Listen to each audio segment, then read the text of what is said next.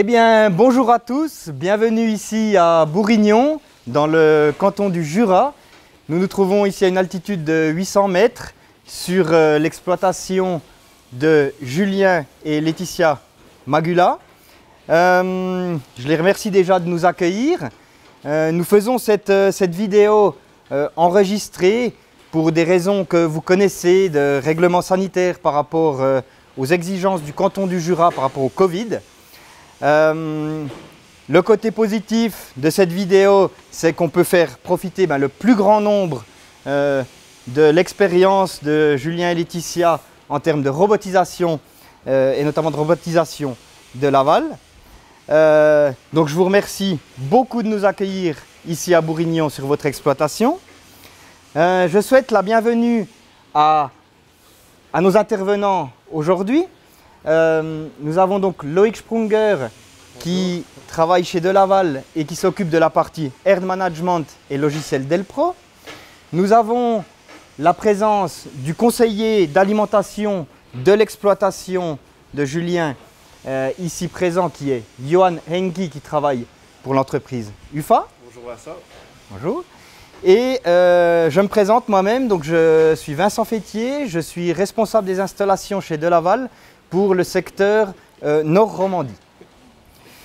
Notre programme va se dérouler de la manière suivante. Dans un premier temps, nous allons donc discuter avec Julien et Laetitia de leur expérience au quotidien dans le thème de la robotisation. Dans un deuxième temps, je vous présenterai les différentes spécificités techniques des robots de Laval. Ensuite, Loïc donc, nous présentera la partie gestion de troupeau, logiciel Delpro. Et ensuite, nous nous rapprocherons de la table d'alimentation pour discuter alimentation et repousse-fourrage avec Johan Henki. Sachez que tout au long de la présentation vidéo, vous pouvez poser des questions via le chat qui est donc en bas de l'écran et nous y répondrons au fur et à mesure de la présentation.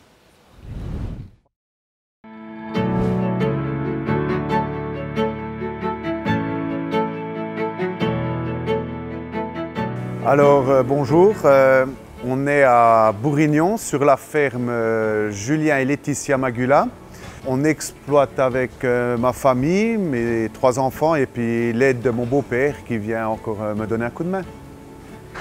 En 86, mon beau-père a transformé l'exploitation.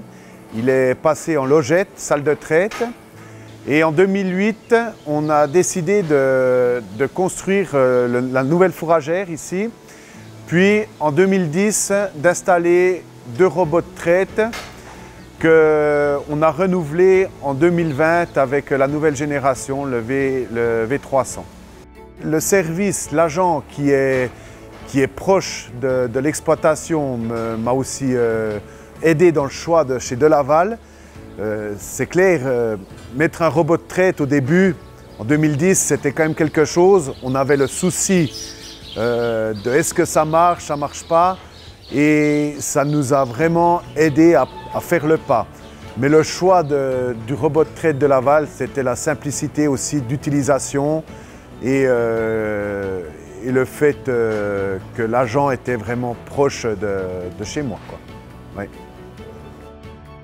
La pâture, elle se pratique ici toute l'année. La porte elle est ouverte de 7h30 à 11h30 le matin pour toutes les vaches.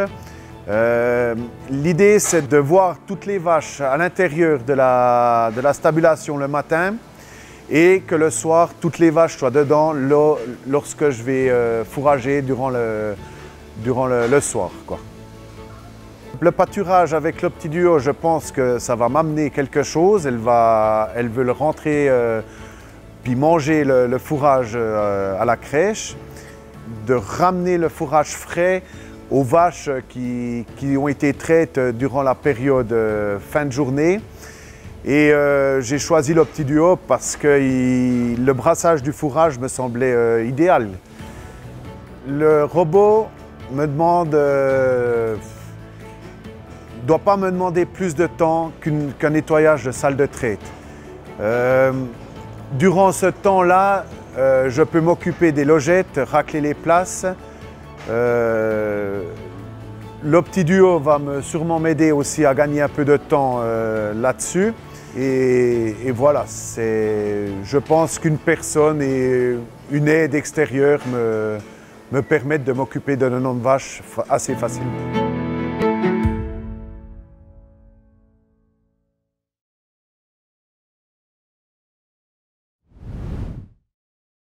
Nous allons maintenant parler des aspects expérience de la robotisation et de la traite robotisée.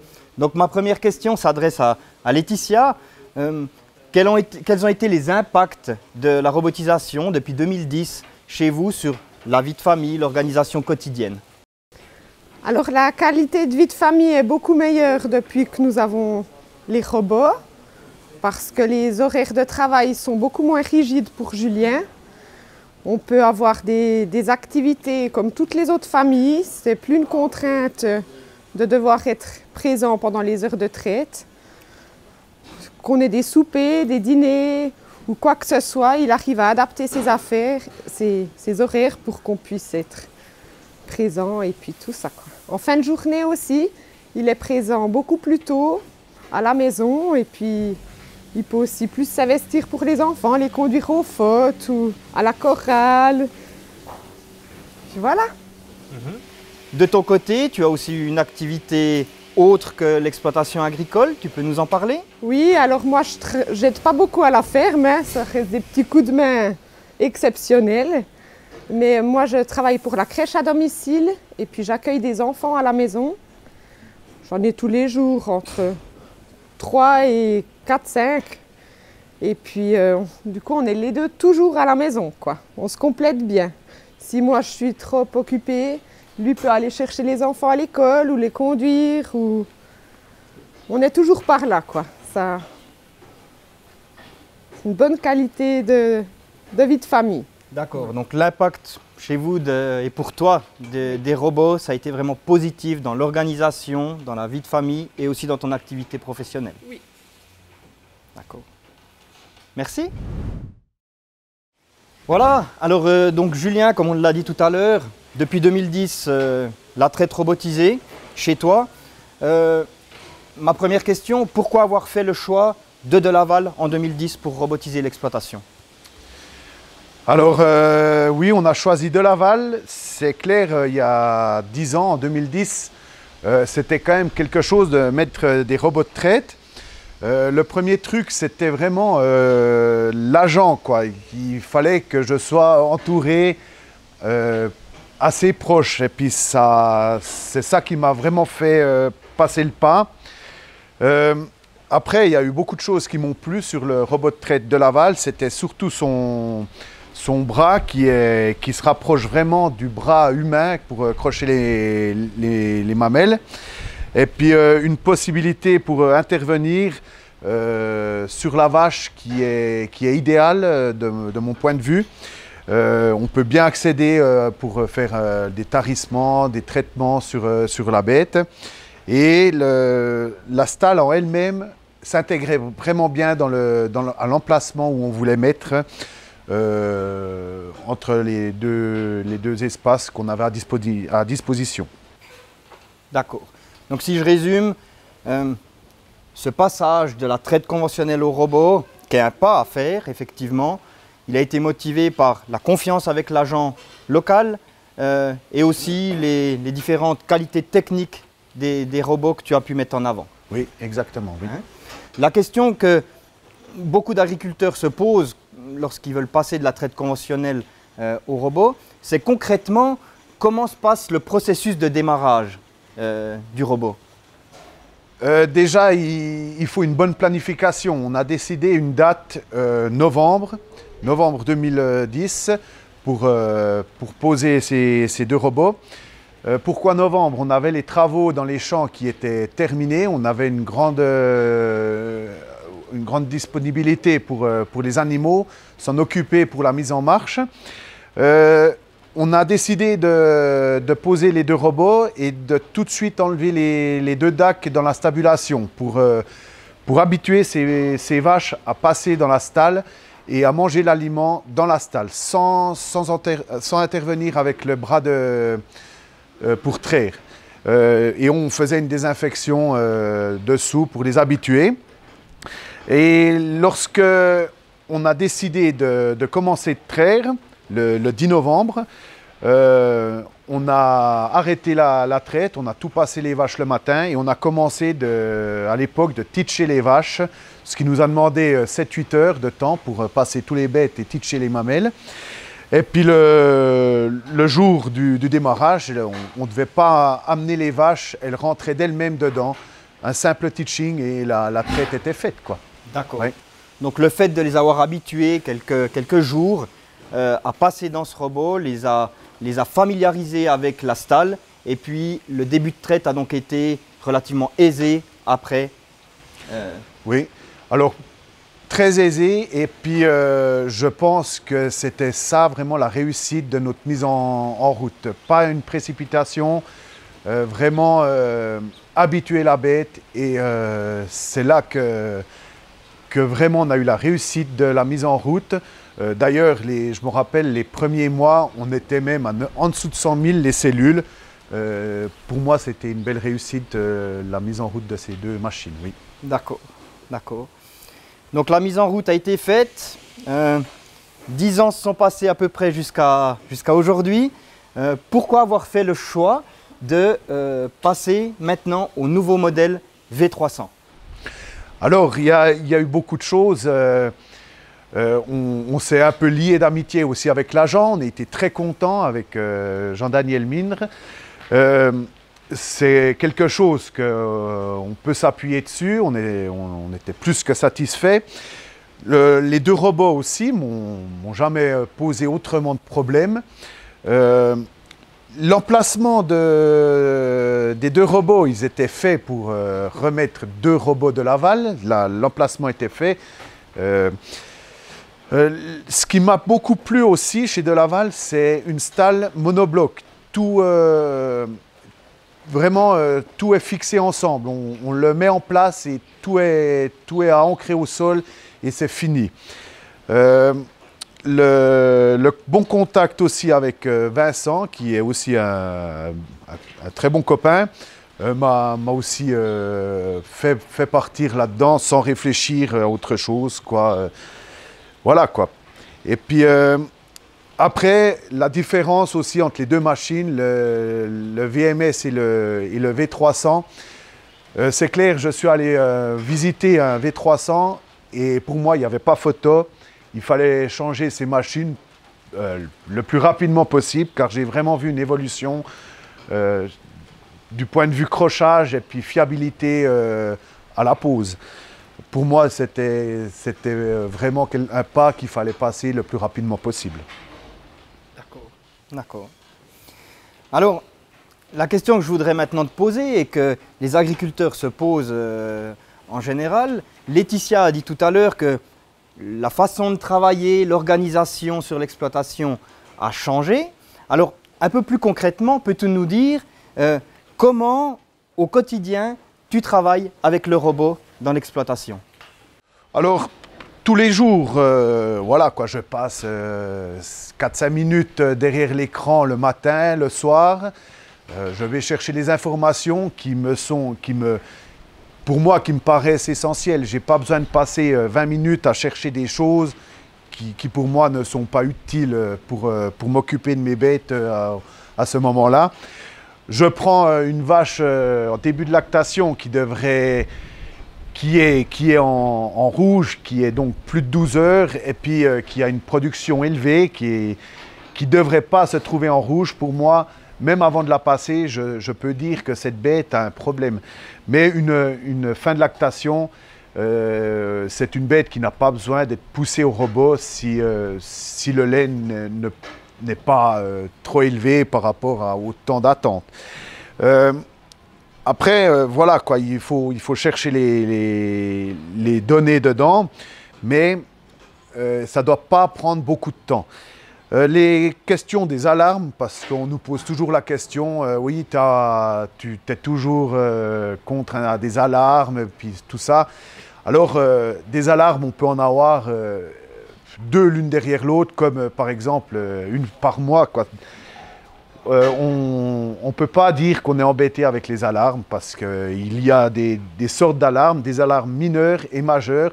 Les alarmes mineures, c'est pour nous dire, exemple, que le service est à faire, changer les manchons, changer des bidons d'acide, alcalin, ou bien une alarme majeure, où là, il faut intervenir le plus rapidement possible. Une alarme majeure qui peut être une coupure d'électricité, qui peut arriver à n'importe quand dans la journée, mais voilà, il faut intervenir tout de suite, et ce qui arrive pas très très souvent. Mon temps que je dois passer derrière les robots ne doit pas être plus long qu'un lavage de salle de traite, de mon point de vue. Et pendant ce temps-là, en plus, on peut faire des logettes, racler des places, où c'est que mon temps il est vraiment bien utilisé. Le matin, en 3/4 d'heure, je peux dire que le troupeau, je m'en suis occupé et occupé très bien. Quand je me dis m'en occuper, j'ai fait les logettes, racler les places, passer, voir dans les logettes s'il y a une vache qui a mal aux pieds ou bien comme ça. C'est là qu'il faut être vigilant, quoi. C'est surtout durant ce moment où on passe, qu'on fait les logettes, qu'il faut regarder ça, quoi. Très bien. Autre question aussi qu'on se pose souvent, comment fonctionnes-tu par rapport aux aspects préparation vélage, premier passage dans le robot, comment tu travailles à ce niveau-là? Alors, question vélage, je fais tout véler les bêtes dans un box ou bien dans l'écurie à côté. Donc, tous les vaches qui sont dans la stabule sont des vaches en lactation. Pour les primipares, je pratique de traire la bête dès le vélage. Je l'amène au robot. Plus besoin de teaching sur le nouveau robot. Oui. Alors, le teaching, juste pour rappeler aux gens qui nous regardent, qui ne savent pas ce que c'est. Donc sur l'ancien modèle que tu as eu pendant 10 ans, effectivement, quand tu as un nouvel animal qui arrivait dans l'exploitation, il fallait manuellement le brancher une première fois pour que l'ordinateur prenne des repères de positionnement de trayon. Ce qui aujourd'hui, avec le nouveau V300, est obsolète, on n'en a plus besoin. La caméra, on l'expliquera tout à l'heure, le fait tout seul, hein, c'est ça? Oui, c'est ça. Il fallait, avec une télécommande, donner les positions, plus ou moins, de la bête. Maintenant, on rentre la vache dedans et la caméra prend ses repères et croche très très rapidement, ce qui m'a vraiment étonné. Ça, c'est pour les primipares, c'est clair. Ça peut se passer au bout de la 3e traite, elles vont toutes seules dans la stalle et tout se passe bien. Et on a toujours une genisse sur 10 qui peut lever le pied ou bien décrocher, ce qui nous arrive. Et là, il faut peut-être surveiller 7-8 jours pour remédier à ce problème. Pour les multipares, suivant la bête, soit elle est traite au pot dans le box, c'est plutôt une question sécurité, pas que... Si elle est faible, pas qu'elle tombe dans la stabulation, mais une 2/3e veau, elle est traite aussi au robot. Et on collecte le colostrum au dévidoir qui se trouve vers le tank à lait pour collecter le colostrum. On collecte presque le 100%, je veux dire le 90% du colostrum est arrivé jusqu'au dévidoir par ce système de déviation. Voilà, donc pour expliquer aux gens qui nous regardent, ce que Julien appelle le dévidoir, c'est donc la séparation automatique du lait, hein, avec lequel on peut séparer les bêtes qui sont en début de lactation pour mettre le colostrum de côté, ou des animaux qui ont un lait de qualité moindre ou un traitement en cours. Oui, alors qualité moindre, voilà, il y en a. Moi, je ne donne pas de lait des bêtes aux veaux. Mais une bête qui a eu des traitements est déviée là-bas et un nettoyage est fait entre chaque bête pour que ça soit toujours hygiénique et puis de qualité, la collecte du lait au au bac pour réceptionner le lait. D'accord. Oui. Alors, en quelques mots, est-ce que tu peux nous dire comment tu as vu sur ces dernières années évoluer ton troupeau, globalement? Alors l'évolution, on est monté très fortement en lait, ouais, au bout de deux ans, mais il faut dire aussi, le robot nous a aidé à monter en lait du fait qu'on est passé de 2 traites par jour à 2,8, 2,9 maintenant. On est passé de 8500 à 11 500 kilos, mais ce qui a aussi aidé fortement, c'est le fait qu'on trayait dans une 2x3, plus de 70 vaches. Des bêtes attendaient des fois 5-6 heures de temps pour se faire traire. Et là, on a vraiment amélioré la production laitière de ce fait-là aussi, les vaches moins fatiguées. C'était un ensemble. Le robot nous a aidés en montant les traites, mais aussi de ne plus avoir de vaches qui attendent pour se faire traire. Donc, on a amélioré aussi le confort du bâtiment. Il y a moins de stress. Les vaches, elles attendent jusqu'une autre vache soit finie de traire et rentre dans la stalle. C'est très fluide. Donc, on est monté là. Après, on a aussi monté avec les suivis techniques. On est très bien conseillé par Johan, qui travaille chez UFA, dans l'alimentation. Il est très au point. Je fais aussi un suivi de vétérinaire tous les 2 semaines qui m'aide fortement aussi à anticiper les problèmes sur les bêtes. Le logiciel aussi, qui donne des informations très précises. Et la génétique, j'ai un inséminateur qui connaît très bien aussi les bêtes et s'occupe de ça à merveille. Et puis c'est un ensemble qui a fait que mon exploitation a augmenté et puis en lait avec l'aide des robots. Très bien. Par rapport aux aspects donc qualité du lait, est-ce que tu peux nous dire quelques mots où se situe la qualité du lait du troupeau? Alors la qualité du lait, depuis 2010 qu'on a mis les robots, je peux le dire, on n'a jamais été déclassé, ni cellules, ni germes. Mon but, c'est de mettre les 100% des vaches au tank, qui sont livrables. Je ne trie pas une vache qui a 400, 500 000 cellules. Pour moi, l'analyse du tank reflète les cellules du troupeau. Donc, vraiment, le nettoyage, la traite est efficace puisqu'on tourne entre 90 000 cellules à 200 000. Quand il y a des fortes chaleurs ou bien des problèmes qui peuvent arriver sur les conservations de fourrage. Mais sinon, aucun problème de qualité du lait chez moi. D'accord.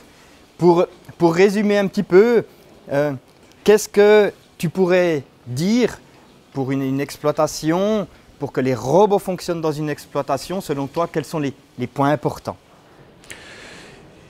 Le point le plus important, c'est d'amener aux robots des vaches saines qui veulent marcher comme il faut dans la stabu. Et puis, il faut vraiment avoir un œil depuis l'extérieur, sentir le troupeau. Si on ne sent pas le troupeau, qu'il y a des faiblesses dans le troupeau, c'est sûr que ça va pas bien jouer. On a toutes les informations à disposition, mais il faut savoir les interpréter. Une vache qui a des intervalles trop hauts peut être un problème sur les membres, les pieds, un problème d'alimentation à la stalle, mal calibrée, une ration à la crèche qui peut être pas bien calée. Mais on a toutes les informations. Au robot, on doit y amener des bêtes qui sont saines et puis qui tournent dans la stabulation. On ne peut pas dire que c'est le robot qui ne marche pas si on amène des bêtes qui ne vont pas, quoi. Ouais. D'accord. Et puis, alors, avec ces 10 ans d'expérience avec les robots, qu'est-ce qu'aujourd'hui tu ferais différemment de ce que tu as pu faire jusqu'à aujourd'hui? De toute façon, je ne reviendrai pas en arrière parce que pour moi, c'était vraiment une réussite d'avoir mis ça, même qu'on se pose des questions. Une année avant, on se dit on va passer en robot, on va mettre une nouvelle salle de traite, puis après on passe le pas, on dit ben, on passe en robot. Mais je reviendrai pas en arrière de toute façon, et puis des choses différemment, j'en vois vraiment pas, quoi. Je ne peux pas dire des choses à améliorer, il y a toujours, mais pour moi c'était bien. Ouais.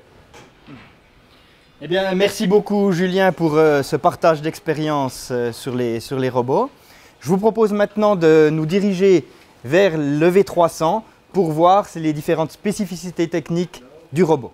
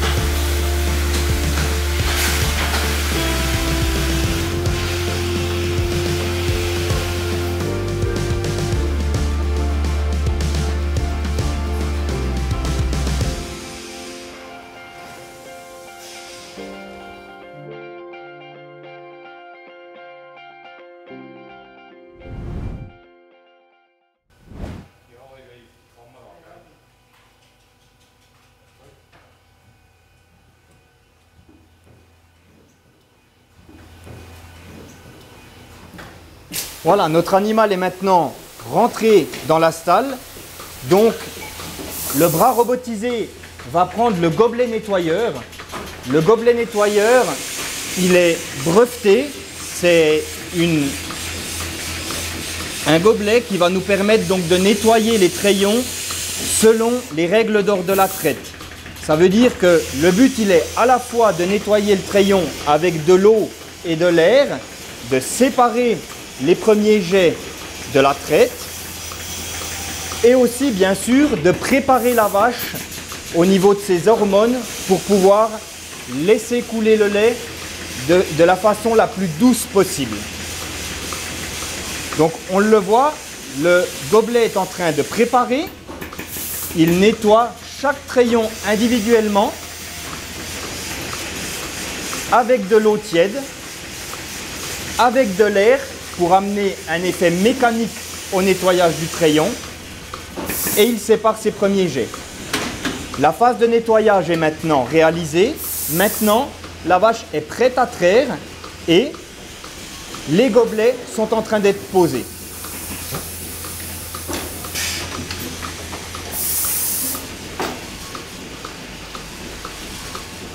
Chaque quartier est donc trait de façon individuelle.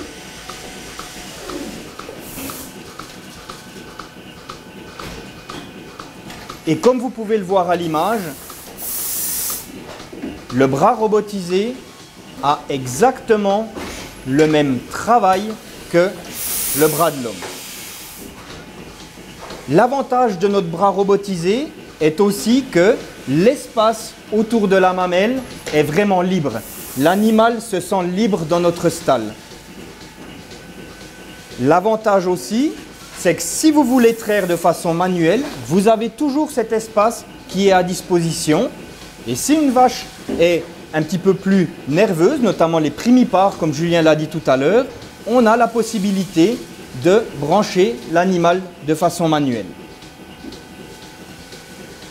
Le deuxième système que je vais vous présenter, c'est ce qu'on appelle chez De Laval le système Pure Flow. Le Pure Flow, c'est quoi? C'est le but d'avoir un flux du lait le plus fluide, comme son nom l'indique, possible, et le plus direct. Donc le but, c'est d'amener le lait de la mamelle jusque dans l'unité terminale de la façon la plus rapide possible.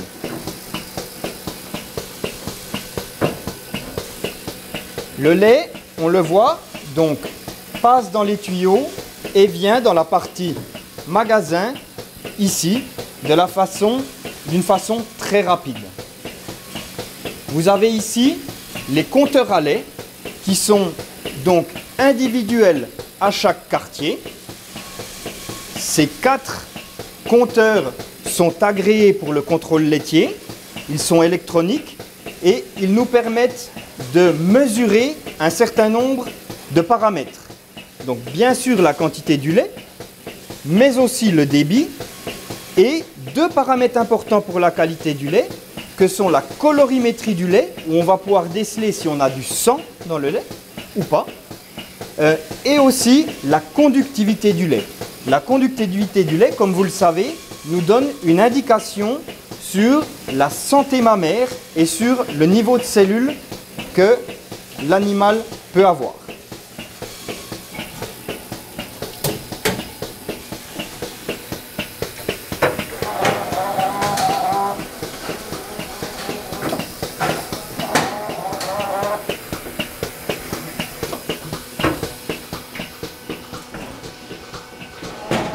Donc ici, c'est la partie magasin qui est aussi donc très accessible pour ce qui est donc de tous les aspects entretien, service.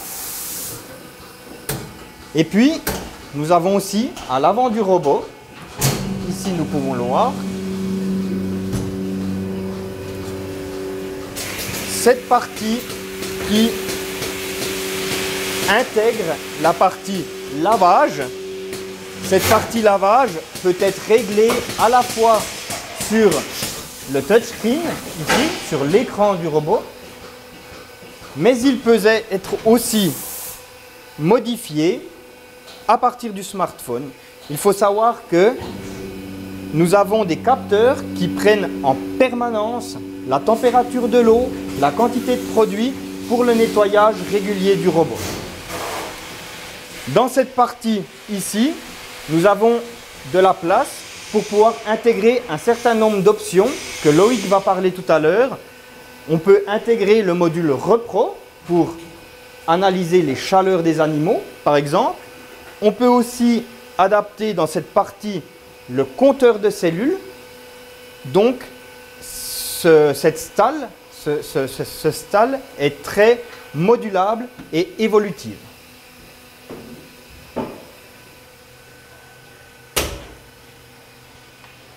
Je vais encore vous parler de la partie In Control. La partie In Control chez De Laval, c'est quoi? C'est de pouvoir avoir toutes les données à disposition de l'agriculteur, à la fois à l'écran du robot, mais aussi sur l'ordinateur et sur le smartphone. Donc l'avantage de la partie In Control chez De Laval, c'est d'avoir les mêmes informations à plusieurs places différentes afin d'être en permanence en connectivité avec le système de traite de l'exploitation. Voilà, je vais maintenant passer la parole à Loïc qui, lui, va vous développer les aspects logiciels, les aspects gestion de troupeau et collecte de données des robots de traite. Merci. Alors, merci Vincent. Donc effectivement, sur les robots, on a un système de contrôle qui est très important pour l'agriculteur. Le client, il peut, à travers l'écran du robot, voir un résumé sur ses productions du troupeau. Il peut également aller voir la liste d'attente à la traite. C'est qu'on voit les vaches en jaune, celles qui auraient droit d'aller se faire traire. On a le contrôle sur chaque animal dans le robot. On voit la production par quartier, la production attendue par quartier. On peut également, à travers l'écran tactile du robot, paramétrer les paramètres pour les vaches au travers du box. Et on a aussi la possibilité de faire ça via son smartphone où on a une application pour ce faire. Toutes ces informations sont transmises à un PC également, un PC qui a un logiciel de gestion du troupeau appelé Delpro. Ce logiciel très performant permet de collecter et mettre en valeur toutes ces informations transmises par la traite.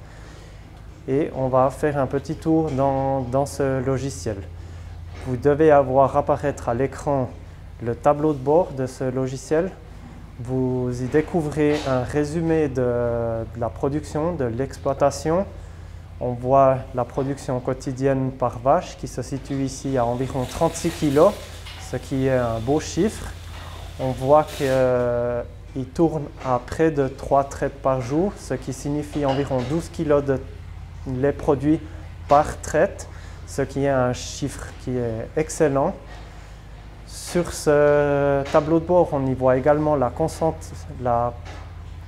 consommation d'aliments à travers le robot et on y voit aussi les informations générales sur le troupeau et les animaux, les vaches laitières en particulier. Le deuxième onglet sur lequel l'exploitant va regarder, c'est la liste d'attente à la traite. Cette attente à la traite peut être entièrement paramétrée en fonction des conditions d'exploitation, des conditions du troupeau et des performances. Ça veut dire qu'en début de lactation, on va intensifier les traites, on va donc diminuer les intervalles et plus la lactation avance, plus la quantité de lait diminue, on va augmenter cet intervalle de traite. L'onglet suivant, qui est très important pour l'agriculteur aussi, c'est l'onglet surveillance de la mamelle. Vincent vous l'a dit, dans le robot sont mesurées la conductivité, la colorimétrie qui permet de détecter du sang dans le lait, ainsi que les intervalles de traite vont faire un indice qu'on appelle le MDI. Cet indice de détection de mammites va mettre en valeur ou mettre en haut les vaches qui auraient des soucis avant qu'ils ne soient trop graves. À travers le logiciel Delpro, on a aussi la possibilité de mettre en place des tables d'alimentation qui permettent de piloter entièrement l'alimentation de la phase de démarrage à la phase de tarissement en passant par la phase de production. On peut choisir de distribuer de l'aliment par rapport à des jours de lactation ou par rapport aux quantités de lait produites. Vincent vous l'a dit aussi, le robot, on peut l'équiper avec différents systèmes ou différentes options. Donc l'OCC, qui est le compteur de cellules qu'on peut ajouter à ce robot. Cet OCC vous permet de voir à chaque traite quelle quantité ou quelle teneur en cellules la vache a, afin de réagir rapidement si un souci devait y avoir. On a la possibilité aussi d'y ajouter le module Repro. Ce module, il mesure, il analyse la progestérone dans le lait. Ces analyses vont être faites intelligemment, donc en fonction du stade du cycle ou de la lactation, il va intensifier ou non la prise d'échantillons. À travers ces analyses, on va pouvoir mesurer la teneur en progestérone, cette hormone de gestation qui va nous permettre de déterminer plusieurs choses. Premièrement, les chaleurs, qui sont un point très important souvent dans les exploitations où la surveillance devient compliquée en raison de la charge de travail à côté, etc. Donc le logiciel va pouvoir vous dire au minimum 36 heures avant la chaleur ou le moment d'insémination que cette vache va venir en chaleur. C'est le cas pour les chaleurs qu'on voit, qui sont visuelles, mais également pour les chaleurs silencieuses. À travers cette valeur de progestérone, il est aussi possible de vérifier si une vache est gestante ou non, si elle a avorté ou s'il y a des troubles de la fécondité, c'est-à-dire des kystes ou des follicules. Et en fonction de ces valeurs, de ces informations qui vont être transmises, on pourra réagir très rapidement. Le but avec cet outil, c'est de diminuer l'intervalle entre deux vélages et donc de ne plus avoir de période vide prolongée. Pour mettre en place tous ces systèmes, ce sont beaucoup d'informations qui arrivent pour le client et de l'aval. Pour cela, à 2 personnes sur le terrain qui sont là pour vous aider à mettre ces systèmes en place, apprendre à utiliser et travailler avec, dans le premier but de vous apporter la plus grande satisfaction possible pour évoluer dans votre exploitation et votre troupeau. Nous avons terminé pour ce qui est du robot. Si vous avez des questions encore par rapport à ces systèmes de traite, n'hésitez pas à les poser dans les commentaires. Nous y répondons au fur et à mesure de la vidéo. Et on va passer en direction du repousse-fourrage au petit duo.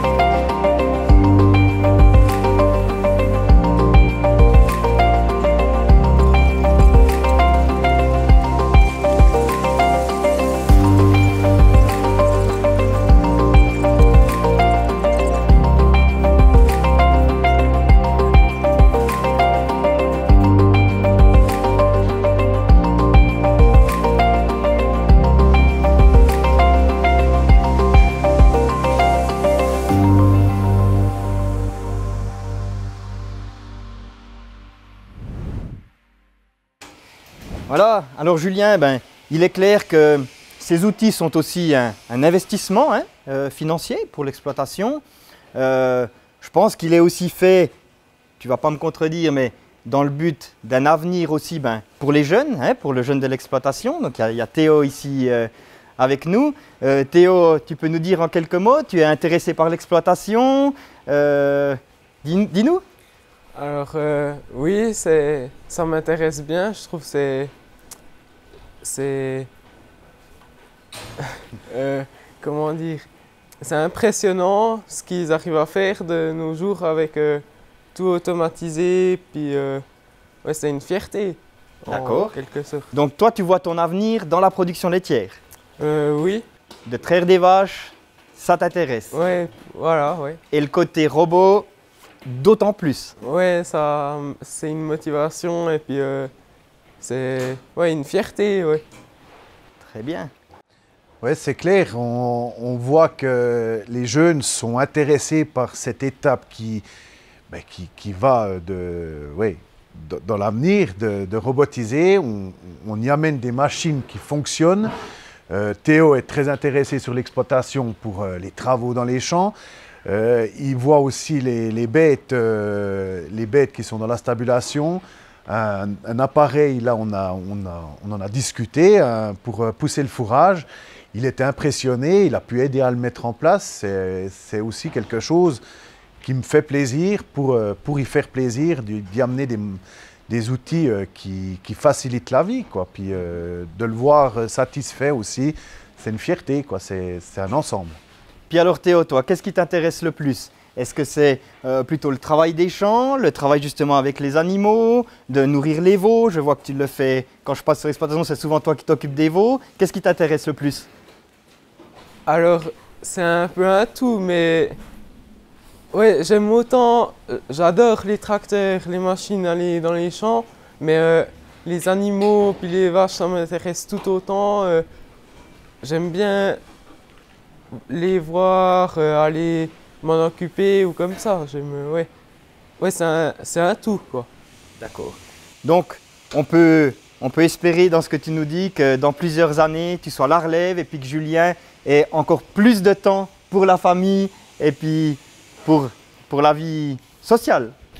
Oui, totalement. Ouais. C'est peut-être lui qui va te signer la 3e génération de robots. Alors, j'espère. Merci. Voilà, donc nous continuons sur le thème de la robotisation avec un autre outil, un autre robot, qui est donc le robot repousse-fourrage OptiDuo, donc de chez De Laval. Julien, tu as fait aussi ce choix cette année de travailler avec un repousse-fourrage dans la fourragère. Quelles ont été tes motivations par rapport à l'utilisation d'un tel outil? Alors, je voyais bien qu'il manquait cet outil pour repousser le fourrage durant la journée, fin de journée et durant la nuit. Comme on a parlé, on est très famille et on n'est pas, durant l'été, on n'est pas toujours à la maison. Et voilà, quoi. Et le soir, il manquait cet outil pour repousser le fourrage. Et je pense, parce qu'on l'a mis il n'y a pas très longtemps, mais je pense que c'est un outil qui va me repousser le fourrage durant la nuit et me faire gagner peut-être 1 ou 2 kilos de lait de ce fait-là, parce qu'il manquait quelqu'un pour pousser le fourrage. Tu t'apercevais qu'il y avait des périodes dans la journée où les crèches étaient, alors pas vides, mais où les vaches n'avaient pas accès au fourrage en fait? Oui, parce en système de robot de traite, certaines vaches ne manquaient pas de fourrage, mais celles qui venaient, qui étaient couchées de 6h à 10h le soir, 11h, venaient à la crèche et avaient souvent une crèche qui n'était pas bien fournie. C'est sur cette tranche de bête qu'on peut gagner quelque chose. Et c'est un choix que j'ai fait qui me semblait dans la continuité des robots de traite et puis tout ça. D'accord. Et du coup, pourquoi avoir choisi l'OptiDuo et pas un autre repousse-fourrage? Alors, j'ai regardé beaucoup de vidéos, quoi. Et ce qui m'a vraiment plu chez De Laval, c'est sa vis qui me brasse le fourrage quand il repousse.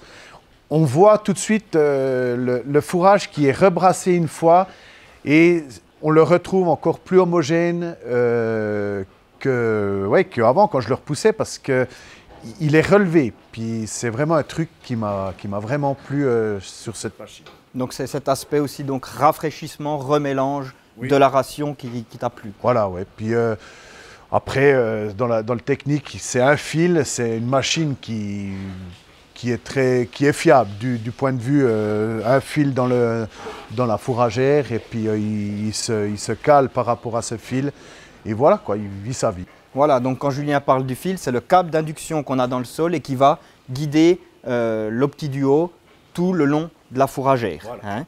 Oui. Alors, il se déplace tout seul, hein, forcément, c'est le but.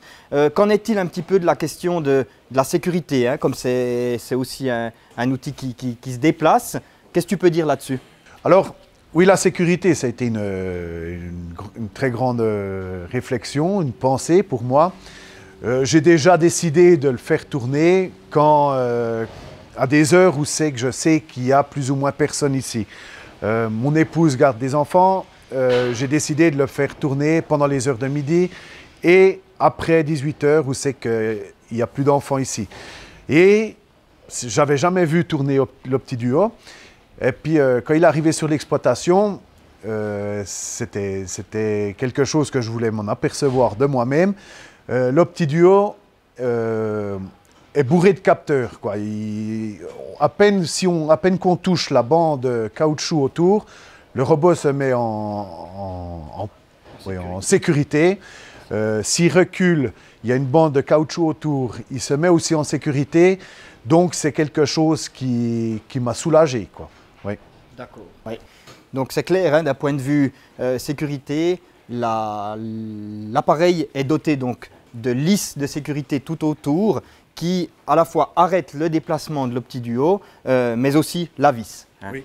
Oui. Donc, pour ça, on a vraiment un appareil autonome qui fonctionne en toute sécurité dans la fourragère. Et puis, on voit la vis ne tire pas, elle repousse et elle brasse. Donc, ouais, je pense que c'est un outil très fiable et puis sécurité, ouais, optimale, quoi. Ouais, très bien. Merci Julien. Nous allons maintenant discuter avec le technicien d'alimentation des points de vue techniques de la ration mélangée et de l'intérêt technique du repousse-fourrage. Voilà. Donc, comme nous en avons discuté tout à l'heure avec Julien, le succès en production laitière dans des systèmes robotisés dépend non seulement du robot de traite, c'est clair, mais il dépend aussi d'une bonne alimentation, d'une alimentation de qualité. C'est pourquoi nous allons maintenant parler du repousse-fourrage OptiDuo. Et puis, nous avons avec nous donc Johan Enki, qui est, comme je vous l'ai présenté tout à l'heure, conseiller en alimentation.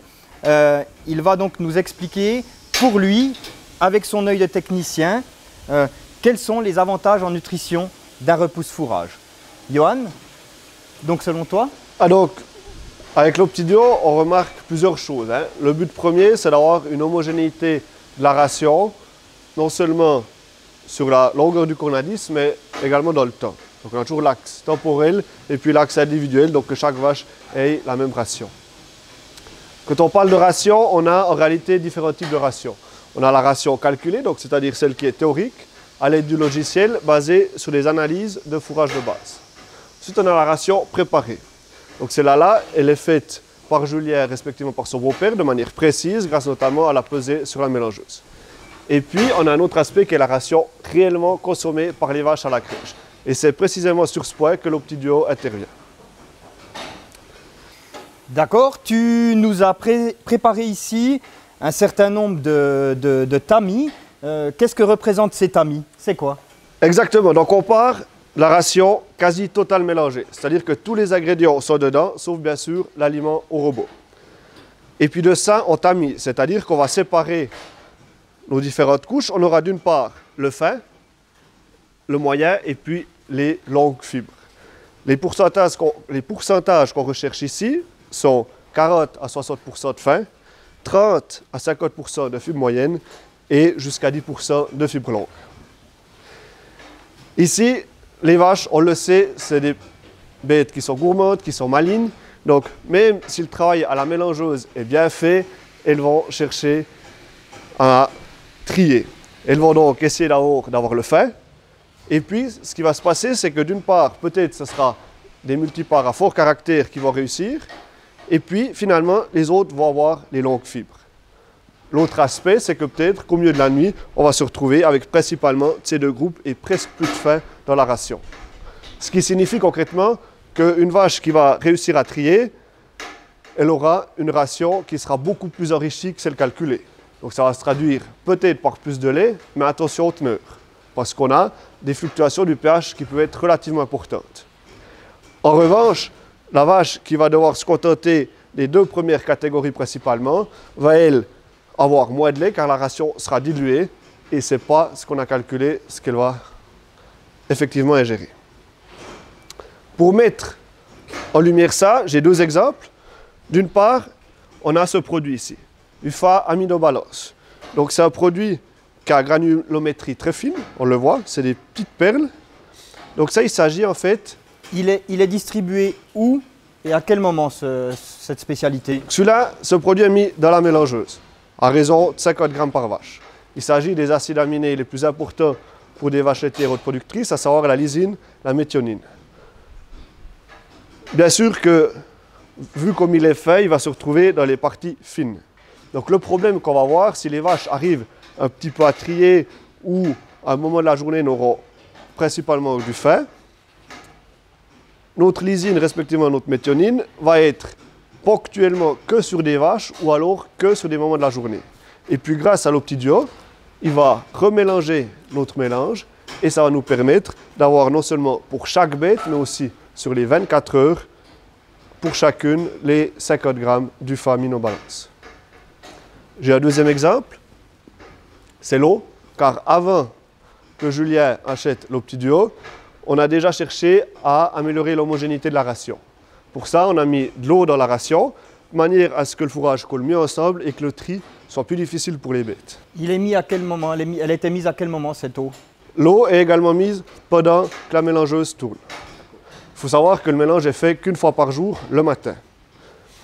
Et puis, le problème, ce qu'on a remarqué, c'est que des fois, quand le soleil tape sur la crèche, le dessus de la ration est sec et le dessous est humide. Donc là, de nouveau, on calcule théoriquement une humidité de la ration à un certain pourcentage, mais en réalité, les vaches, peut-être qu'au milieu de la nuit, quand elles auront la partie supérieure du mélange, vont avoir une ration beaucoup plus sèche. Grâce à l'Optidio, il mélange, cette couche supérieure va passer dessous, la couche encore bien humide va revenir dessus, et ainsi impossible pour le mélange vraiment de s'assécher. On remarque aussi, quand la mélangeuse est déposée, les vaches ne sont plus interpellées par le tracteur, par le bruit du tracteur et de la mélangeuse. Pourquoi? Parce que le mélange qui figure à la crèche à 3 h du matin, par exemple, est exactement le même que le mélange frais à 6 h ou 7 h du matin. Donc, ces vagues de consommation, il y aura peut-être toujours un peu, mais beaucoup moins. Donc, tu veux dire par là que les vaches, elles sont attirées par le mouvement aussi devant la crèche? Voilà, bien sûr. Chaque vache a vraiment son rythme. Et puis, si l'Optidio passe, c'est ça qui va faire revenir les vaches au Conadis et pas seulement une fois dans la journée, le tracteur avec la mélangeuse. D'accord. Donc, si je résume les différents points que tu viens de nous évoquer, à la fois, grâce à l'Optidio, on conserve un mélange homogène et en plus, le fait du passage de l'appareil, on réincite les bêtes à venir à la crèche, c'est ça? Voilà, exactement. Ce qui permet aussi une certaine efficacité économique ou d'améliorer encore l'efficacité économique de la ration parce que, bien sûr, on est en traite robotisée, c'est-à-dire il faut toujours du mélange à la crèche. Par contre, on ne calcule plus avec aléatoirement 5 à 10% de reste. On est beaucoup plus précis, on connaît la matière sèche de la ration, on connaît l'ingestion du troupeau et comme ça, on peut être plus précis, ce qui se traduit bien sûr par une meilleure rentabilité du mélange. D'accord. Donc en résumé, une bonne homogénéité, des animaux qui viennent volontiers à la crèche et aussi moins de reste à la fin des 24 heures.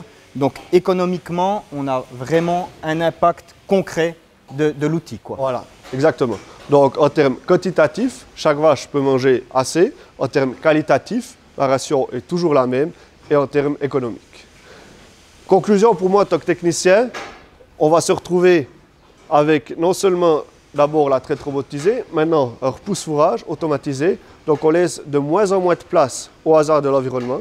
Ce qui signifie que les calculs faits sur l'ordinateur de ration sont beaucoup plus justes et sont beaucoup plus sûrs.